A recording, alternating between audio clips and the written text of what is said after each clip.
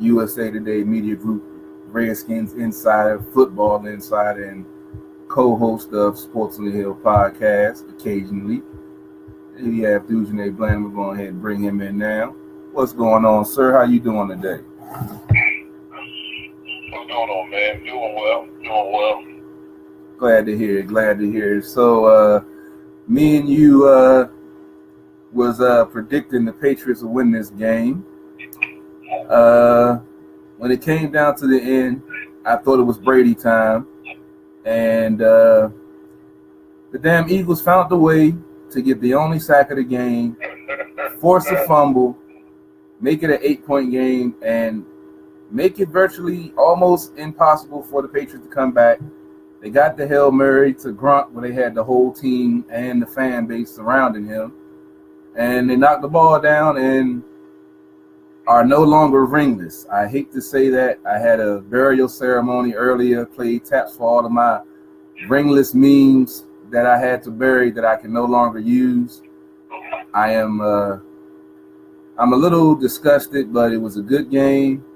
The Philly fans that I know, they've been pretty chill so far, so I'm going to take away the hate, and I'm going to go ahead and say congratulations. They're trying to get me to say the NFC East is the only division with every team has won the Super Bowl, yada, yada, yada, yada. But it was a good game. It was an entertaining game, and I have to take my hat off to Doug Peterson. He coached a hell of a game, called a hell of a game, and on a side shade note, Jay Gruden better get his act together, because if he don't, you see what good coaching does, and you see what keeping your foot on the gas does, and you see what running the ball does. Now, saying that, I'll go back to you, Dujunnea. What was your impressions of this game, and what did you think about this outcome, and with Philly actually having a Super Bowl championship now? I think what was important about this game was the fact that Philadelphia didn't change what they were doing and have been doing all playoffs. They stuck to their guns. They didn't have any fear as well. They actually let Nick Foles come out and throw the ball early, got him comfortable, and they stuck to the game plan. I heard a couple of talking heads question the fact that they went forward on the 4th and 1 situation, a couple of things like one or two, or at least 2 fourth down situations. And they've been doing that all year. Doug Peterson wasn't going to leave it up to chance to lose this football game, but I didn't think there were bad calls at all. I think you have to go for the jugular, and when you're talking about a team that's won multiple championships, been there, done that, you have to take it to them and show them that you're not afraid of them, and they did just that. Philadelphia at no time looked like they were going to be out of this game, even with that last drive before the fumble. I still felt like if they got the ball back, they would still had an opportunity to score, because neither defense has shown that they can stop either offense. So I thought that Philadelphia just continued to do what they were doing, and they did an excellent job. And as you said, Doug Peterson deserves a lot of credit, if not more credit, than Nick Foles' play, for the simple fact that he made adjustments to his style of offense to help Nick Foles be comfortable and for him to be able to play at his highest level. And that's something that should be commended. And as you said, it proves, and I've said this time and time again, you don't need to have a bunch of players that fit your system. And it's really, in the league, it's not about that. You can get a bunch of guys that they do 50 things that you out of 100 things you like to do, and well to do that. Also, if you know that there are things that they do well that you don't have in your repertoire, you need to make it available to them so that they can go out and perform at a high level. And Doug Peterson did that for his quarterback. He made sure the offense was able to perform at a high level on the biggest stage. And wow, they have a ring, and our beings are retired.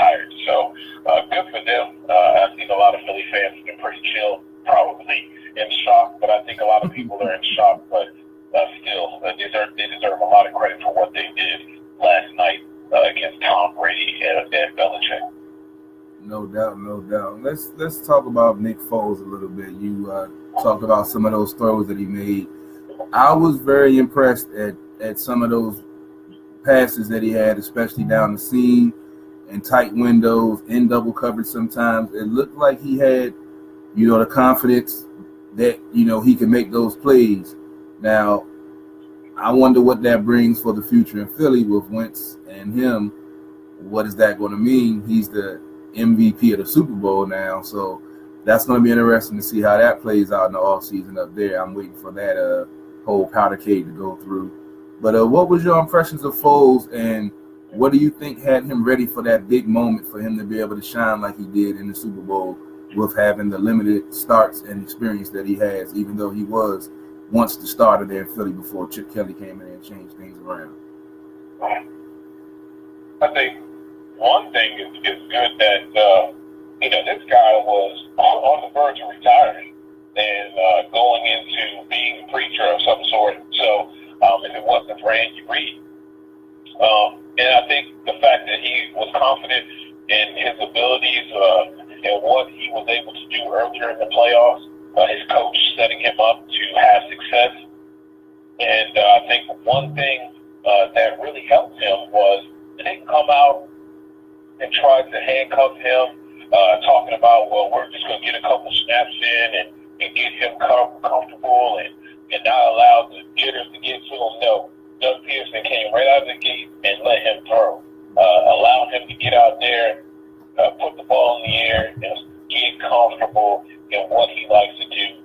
That's get a feel of the pocket, make some off-schedule plays, and get the ball to his receivers. And doing that from the start, I believe, really helped Foles get into the flow of the game and not be concerned about whether he was going to make a mistake or not. And again, like I said, this guy would probably been out of football, but I think the fact that you're a guy that has nothing to lose and everything to gain.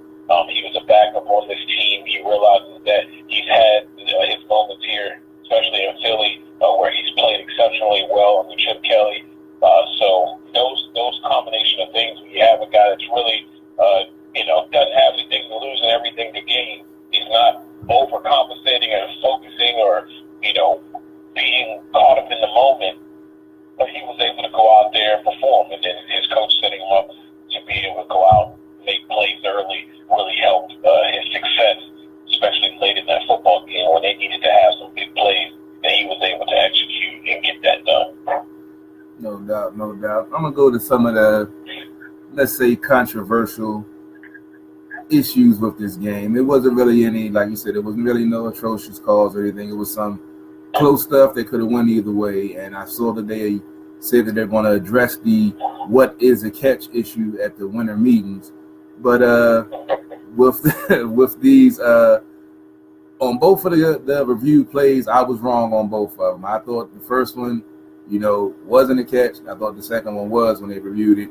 And they didn't even know what it was until they had to look at it for so long. So with then getting into that, along with the non-call on the helmet to Brandon Cooks, which changed the whole complexion of the game for New England, took away their deep threat. That non-call that, should have been called for the helmet to helmet. What do you think, if there was any impact that on the game, that those calls or missed calls or reversals or whatever, deemed on this game? I was on the other side of the fence on the Brandon Cooks thing. I thought he was definitely a runner. He was a little low, making a few cuts, and we all know when you get out in the open field like that, brother, you got to have your head on a swivel. And he didn't know that there was a beast lurking, and the guy lowered his shoulder and he lowered the boom. I don't think there was any ill intent or anything like that. But when you get caught off guard and get hit like that, I would expect that there would be a concussion. You're not even prepared for that.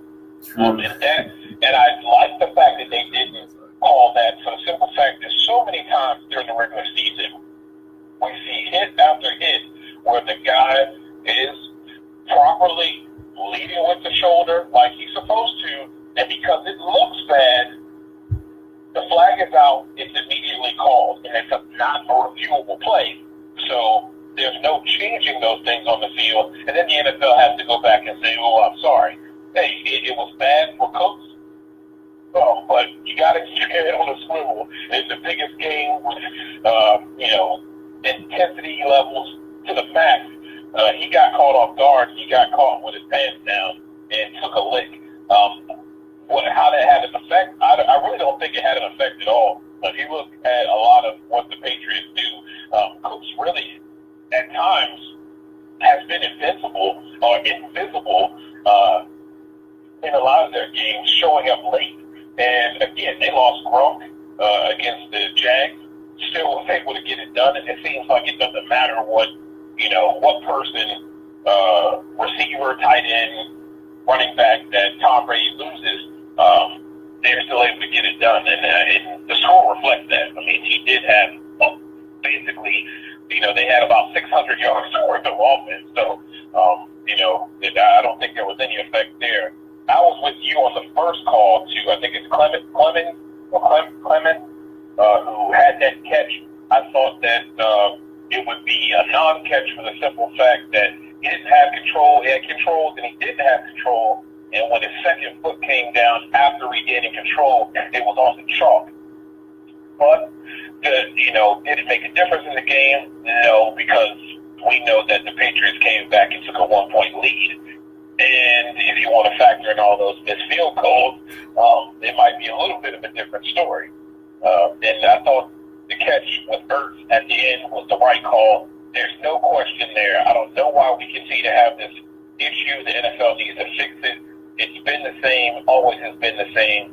If a guy takes 2 steps, I don't care if he jumps from the 5-yard line and glides the goal line and hits the ground and the ball comes out. Once that tip of that ball touches the plane, it is a touchdown. Yeah. No questions, no what ifs, nothing. That's a touchdown. It doesn't matter what happens after that. And the NFL has to fix that so we don't have these issues over and over again, which means Jesse James' catch was a catch. And Dallas fan, I don't care about Des Bryant's catch. I don't. Okay? Let someone else have their shine. That's old news. Who cares? But that Jesse James catch was a catch the same exact way, same exact thing. It needs to be fixed in the offseason. And hopefully they will address that. Yeah, I just want to talk to Brandon Cooks hit. I was actually yelling, "Get down," because I knew something bad was going to happen. The only reason why I say about the helmet, because the previous week against the Jags, when Gronk got hit, shoulder first, but there was helmet contact, they threw the flag. That's the only reason why I brought it up. I don't think it was a dirty hit or it warranted a flag. I'm just speaking on the inconsistency of the game previously. Now we got Robbie back in the man cave. I know Robbie's back in the man cave, so we're gonna get Robbie involved in this. Get Robbie's breakdown on this game that he actually took the Eagles. So I was hoping his reverse psychology like last time would work, where he take the Eagles and the Patriots win, but this time it didn't. So I'll let Robbie break down his congratulatory Super Bowl victory pick. It's funny because I think almost everyone picked the Patriots to win. Even I picked the Patriots. It's a question of who did we want to win. So we had a very different things that were both on the poll, which I want to talk about the final results of the poll. It ended up being 60 for Philadelphia, 46 for New England of who do you want to win the Super Bowl. It's not who do you think will win. It's just who do you want to win. And I think that's an interesting debate because I think in this Super Bowl, unlike a lot of other Super Bowls, a lot of people hate both these teams. But they're forced into a situation like I am, where I need to root for a team. I have zero interest in watching a sporting event where I don't care.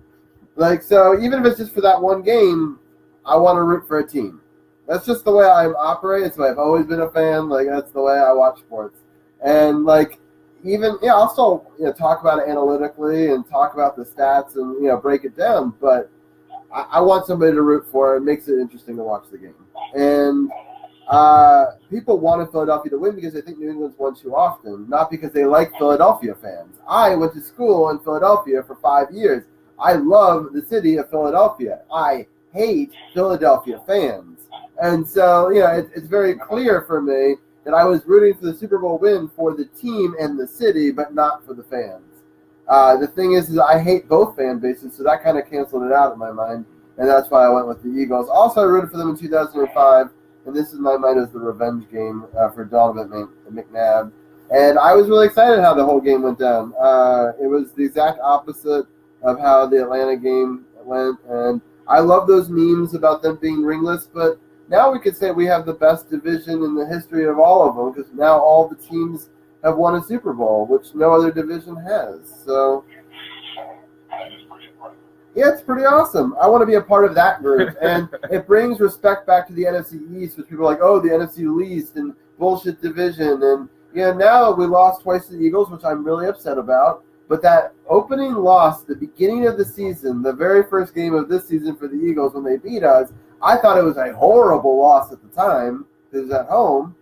And it ends up being like, oh, we lost to the Super Bowl champions, which takes a little bit less. I know Carol's just really upset. No, it doesn't. No, it doesn't. Carol's really pissed off. But it's pretty funny. It's fun doing this live in the ManCave with him where I can actually see the reaction in person. So, it makes it a little bit more fun. But I don't know. I was happy with the result. I didn't care how it happened. I was really impressed with the play. I think that'll go down in Super Bowl lore, where now we have a player in Nick Foles who will answer that trivia question, who's the only player to ever pass and catch a touchdown in the Super Bowl, and it's him. And that's really, I thought it was a beautiful play design. I love that Tom Brady tried it earlier in the game before then, and you got to know that Philadelphia is like, oh, God, that's the play. That's our secret play, the Philly special. And it didn't work for New England, but they ran it to perfection in practice. They believed in the play. In a 4th and 1, they did a gutsy call, and it worked. I kind of wanted them on the 2-point conversion play just to run it again, just to see if they had learned anything from it, because I don't think they would have. I would have loved for that play to work twice, just like that would have been great. That was the only thing I didn't like about that game. I was like, man, that just caught them so off guard that I bet they would be like, they'll never run it again. It was a good play call. So, but, it was a very close game. I was very nervous, especially Tom Brady having the ball. At that point, 5 points left, and then with the incredible strip, which I thought was an incredible play, and they were able to come away with a victory. And I know that the party, at least at my house, we were celebrating. We were very clearly against the Patriots, so I don't know. I do love the breakdown. I think it was a really interesting game. I can't believe how high scoring it was.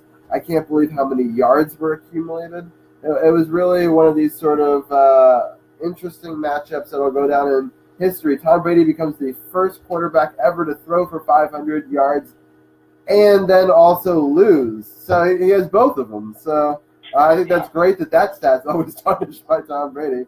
And 600 total yards. Having already an NFL record for a Super Bowl at the end of the 3rd quarter in total. I mean, it's just the stats were pretty ridiculous all throughout the night. And some people who were defensive purists, so I know that Carol likes defense. They were really upset about the game. They'd be like, it was a trash game. But people who like high scoring, just crazy things happening, no punting, very few turnovers, just lots of good offense, they would love a Super Bowl like that. So it was actually a difference from. I didn't think it was bad at all on the defensive side. I thought really that both coaches did an excellent job of exploiting weaknesses, and I mean it was just a chess match, and it seemed like one the defense would try and figure out a way to try to get pressure by blitzing, and the chess match of figuring that out. The offense would figure it out, and it was just amazing at how well both coaches were able to kind of pull some tricks out of their bag, able to see some of the different things that the defense was doing, make the adjustments as the game was going on, and were able to keep sustaining drives and being able to put together scoring drives. I thought it was just absolutely a phenomenal job by both, but especially by Doug Peterson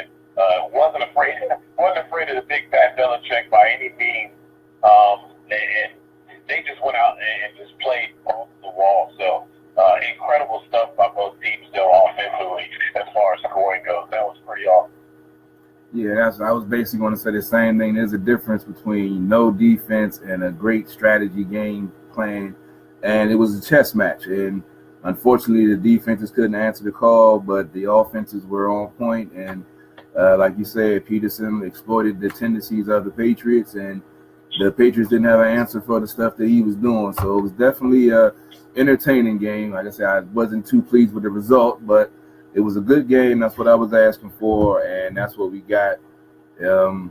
It's just a question mark. We know what happens normally when Brady loses a Super Bowl, but obviously we saw last night on a couple of those scrambles that those 40-year-old legs and that 40-year-old arm ain't the same. So I'm definitely aching to see what's going to happen next year with him, because normally when he loses a Super Bowl, he comes out, extra determined, but his body, and we all know Father Time is undefeated. So it's going to be interesting to see how that plays out next year, because he isn't going to want to go out being, I'm going to have to say this, being the reason why the Patriots lost this game by that fumble, changed the whole complexion of the game.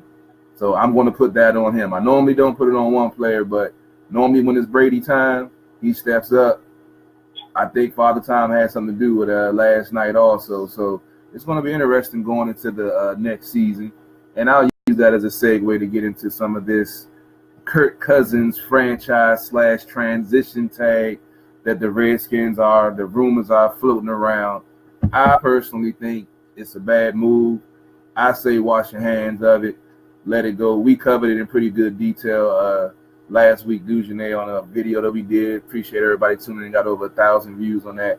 We pretty much covered every facet of the trade except for this latest turd to come out of Redskins Park. So I'm totally against it. I say wash your hands of them. Get done with it. This whole debacle going back to 2012 when we drafted RG3 and Kirk Cousins. It's time to close the chapter on it. It makes the team look desperate and dysfunctional again. And I don't like the move, period. I say just let them walk, be done with it, and let them go wherever you want to be. What's your take on it, Dujunnea? First, when it first came out, all I could hear is the Vince McMahon theme of no chance. No chance that this happens. Okay.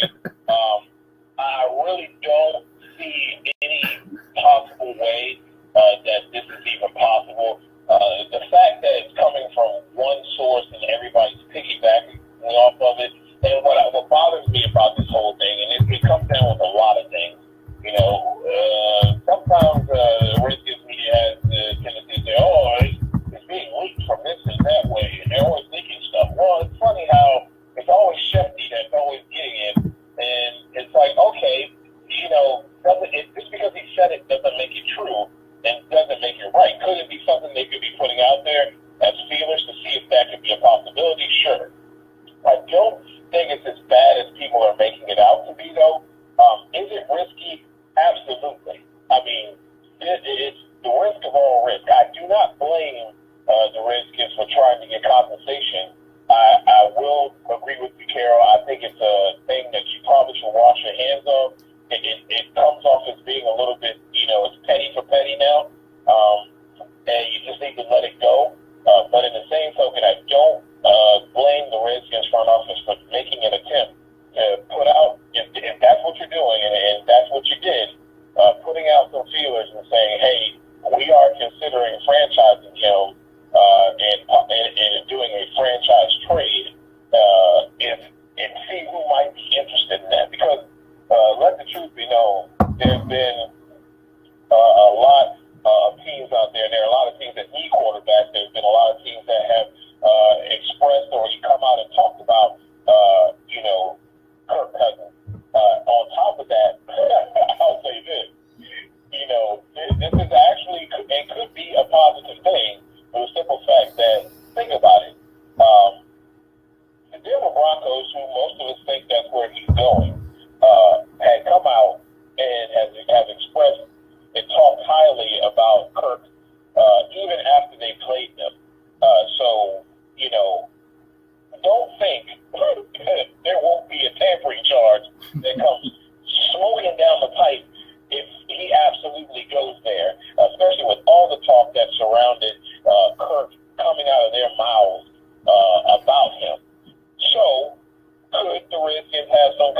privilege of saying, okay, we know that you want him. If you do want him, we can do this particular deal. Sure, but Kirk's going to have to be in agreement with this whole thing. And the way he's acted with just simply contract negotiations, you actually think that he's going to be in agreement or something like that? I don't think so. I don't think so in the least bit. And I don't think it's a horrible idea. I just think it's a risky one. And it has to be something that all parties have to be involved, have to be on the same page and in agreement with, and you have to know who your trade partner is out of the gate. So this can be a quick, fast, in a hurry type of thing. You know, your franchise, your move, it's, you know, that number of $34 million is on your books for a hot minute, and then you can go about your business in free agency. Because you know, Carol, if you do something like this and you don't know, and he decides to say, guess what, screw you guys, I'm just going to sit here, and you guys, and now I'm your backup quarterback, and you're going to have to deal with it. And they're on the hook for $50-some million between two quarterbacks. You can't do nothing in free agency. And that would be horrific. So I think they're just putting out a feeler. I wouldn't go either way with it as far as emotion. If they do it, then I believe they actually have a trade partner and know exactly what they're going to do and will execute it swiftly so that all parties involved can get moved on. And they just simply want to get compensation, which I don't blame them for. All right, I was feeling good when you first started, and then you went to my worst case scenario nightmare. So I'm gonna leave the rest of that talk alone and let Robbie and the roundtable get to their breakdown of the Super Bowl. I was feeling good when you came in with the scenario. I was like, okay, I didn't see that. And then you went to my worst case scenario that he signs a franchise and says, you know what, I'm going to sit on the bench for $34 million. How you like me now? See, that's my biggest fear, because his personality and the way he feels like he's playing victim, like he's been done so wrong, and some of these Redskins fans are feeding into that he's been done. You've made $50 million in 2 years. I don't feel sorry for you. I got 50 cents in my pocket. I got 50 cents in my pocket. You know what I'm saying? So I'm not feeling sorry for him. So I don't. That's why I don't like this idea at all. But we'll let Robbie and his roundtable get into the breakdown of the Super Bowl, and then we'll get into some boxing talk. I don't know. Did you want to stick around, Dujunnea, for the boxing talk? I know you got a lot of stuff going on right now. Or did you want to go ahead and get off the line? I know you probably got another article or something to write. Yeah, I'm going to get back to it. Got a couple of things I'm looking at as far as draft stuff, and watching some of the players that we saw last night that are free agents. It's going to be interesting to see what we can do as a team, as the Washington Redskins move forward in this beginning, early stages of trying to figure out what they're going to do in free agency. So, yeah, we're going to pop out a few things here and see what we can get fans looking at as we approach free agency. No doubt, no doubt. We appreciate you coming on as usual. I know you're going to share those articles to the page, and I'll make sure I get them out. So you have a good night, and we'll talk to you later on, man. Appreciate it. Absolutely. Thank you, guys. All right. So, all right, let's break down into a couple of different topics real fast. And I first of all, I see that Ethan is trying to troll us. We're not gonna get into a Redskins debate right now about our name. Yeah, I know. Carol's seen him. He's a friend of theirs. He's lucky I don't have no liquor tonight. I know. So we won't go after the trolls tonight. But anyway, we'll talk about the good things. The Wizards up 79-65 in their live matchup. 3 minutes left in the third quarter, and a nice rebound by Kelly Oubre Jr., who's having a great game, as I was talking about earlier. But let's talk about the Super Bowl. We'll talk about each of our different experiences. And Katrin, I know, Carol, you enjoyed the Super Bowl. You said it was a good matchup. Yeah, definitely a good game. Yeah, it was a good game, and so I enjoyed watching it. I'm going to spin this around real quickly and talk to Mike here for a second. And so, Mike, where did you watch the Super Bowl? Did you have a good time? Did you enjoy the game? Yeah, I watched it at a friend's place, a friend who I haven't seen in a while. we all enjoyed the game. Most of us were rooting for the Eagles. Some people honestly didn't care. They just wanted a good game, and it was a good game. We also enjoyed the halftime show. We thought that was fun. And even though JT's been getting a lot of backlash for it this morning for some reason. But overall, I thought it was a really good Super Bowl, and I enjoyed it a lot.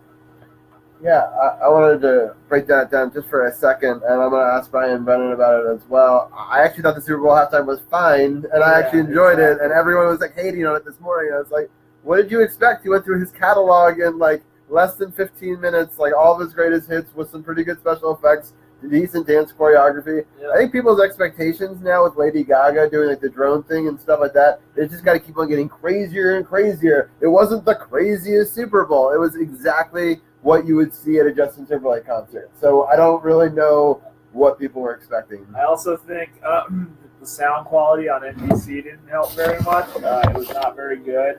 It was not really conducive for the halftime show. Maybe it's something to do with the stadium, the U.S. Bank Stadium in Minneapolis. Maybe that has something to do with it. The sound quality was, I watched it again, honestly, when we got home. When I got home, I come back from your place yesterday, Robbie, and the sound quality was really bad. And it's just, I can see with that being a big problem. I've seen some people say Justin Timberlake's not really relevant anymore. I don't really. That's my reaction. Yeah, his song "Filthy" is like number 2 in the country. So, I don't. He just released an album a week ago. Yeah, I don't really buy that either. I don't really buy that Justin Timberlake is popular anymore. I just think that like you said, people's expectations are just too high. Yeah. According to the troll, it was boring, and he thinks Tom Brady is still the GOAT, so that's good to know. Yeah. Yes. I mean, no one's arguing Tom Brady is not the greatest because he didn't win last night. I want to put that very clearly. I still am in the camp that he probably is the greatest of all time, but I am happy to add a little bit of tarnish at the end. I want continual tarnish, and yeah, just a little bit. He could have been better. Just a little bit of tarnish. So, Brian, you watched the Super Bowl here. It was a fun event, and you had a good time? Yeah, thank you again for having me yesterday, Robbie. Yeah. It was a great time. The game was excellent. I thought it was really exciting Super Bowl from start to finish. High scoring. I think, we were all kind of waiting for Tom Brady to march down the field and win the Super Bowl for the Patriots, and it just never happened. And, kudos to the Eagles. Yeah, exactly. Yeah, you know what? Boston sucks.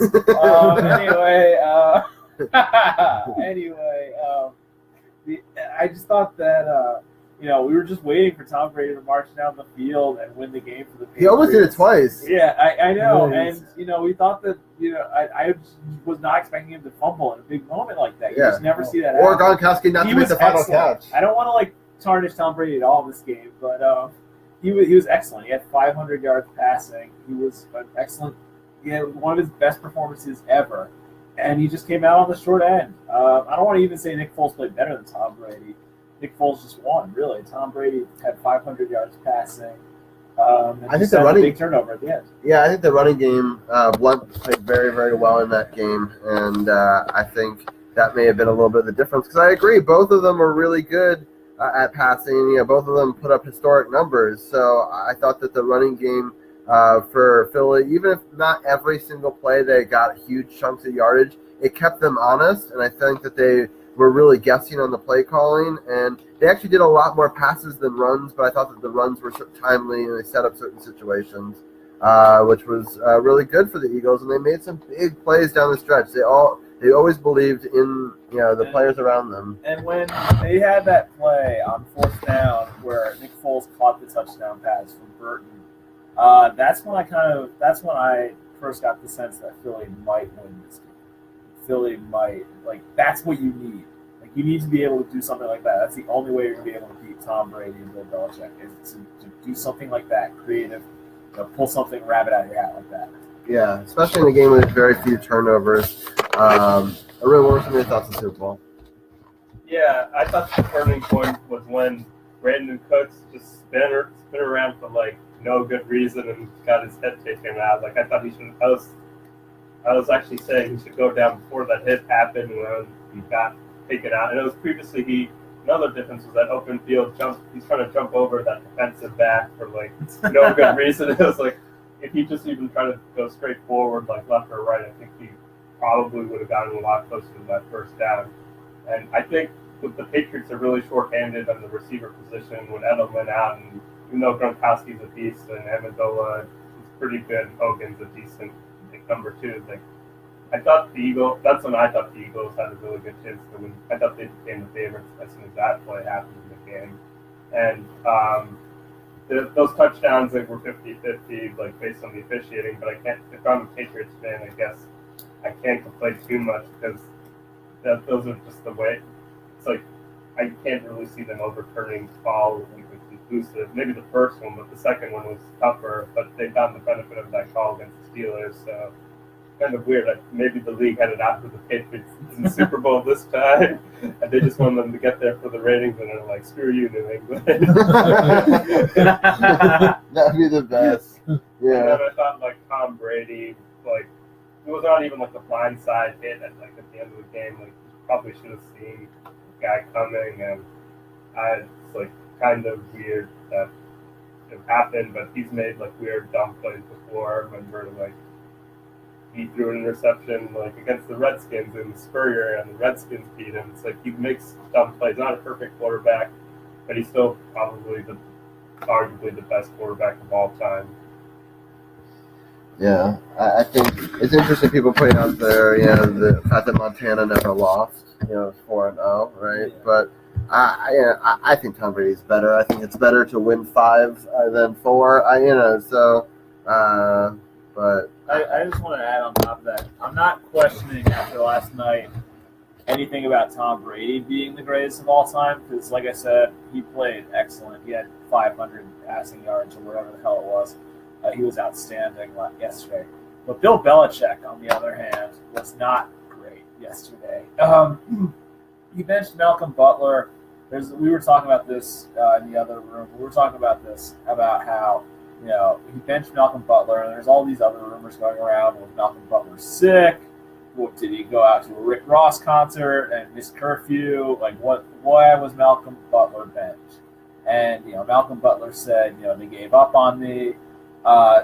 So to give up on Malcolm Butler like that, who was a Pro Bowl player, I think, in 2015, and won them the Super Bowl with arguably one of the greatest plays in NFL history, the pick of Russell Wilson at the goal line, was bad, disrespectful, bad, whatever you want to call it. Just bad coaching by Belichick, and I think Bill Belichick's legacy, not a significant hit, but I think it took a little bit of a hit last night. interesting. I didn't necessarily think about it that way, but I think that you have a point to be made. I definitely think they should have played him more. And it's weird they played him on one special teams down or something like that. Yeah. So, I think it's weird to just even put him in the game at all in that circumstance. It's definitely more behind it. For them to take that risk and say it was a coach's decision at the time of the game, something happened behind the scenes for him to get benched like that because he is a crucial piece to their defense. And it had to be something. He cut somebody out. He put hands on somebody. He did something in order for him to get benched for Belichick to make a decision like that. I can't see it just for being the team gave up on him. I can't buy that. Yeah, I don't necessarily buy that either. But it's definitely interesting to debate why that happened.